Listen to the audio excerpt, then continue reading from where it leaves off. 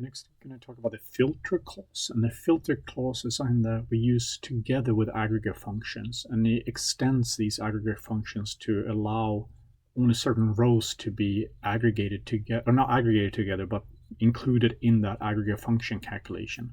So for example, if we have a sum and here we have a field, then I'm going to say I'm summing quantity, for example. Then normally I would be summing all the rows in whatever group I'm aggregating together. I would sum all those rows and get a quantity value out. But I can add a where clause where I only include certain rows from within that group in that calculation of the quantities. And this is just a normal kind of where clause syntax. One problem with filter, and it's kind of neat, but one problem with filter is that a lot of databases don't support filter. Postgres happens to be one of few that does. And in those other databases, however, you can use case when to the same effect. So simply what you do is you have your sum again, and then you have case when, and then your condition comes here, and then you say then here now becomes your field. And let me explain how this then works. So again, I have certain groups, and when I'm collapsing those groups, I'm going to do a sum on the value of quantity. But I'm only going to return quantities when the case when is met.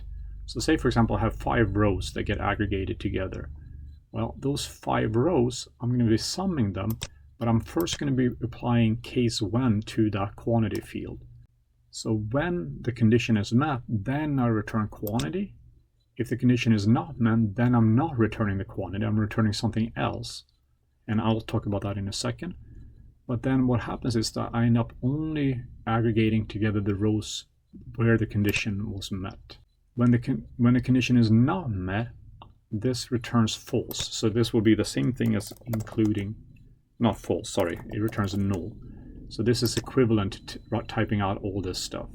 So essentially for those 5 rows, on row 1, if the condition is met, then return quantity. If for that row the condition is not met, then return null. And then do that for all the rows, and then add all those rows up. And if a row has the value of quantity in there, then that's a value that's going to be summed. If that row has a value of null, then that's simply something that's not summed together.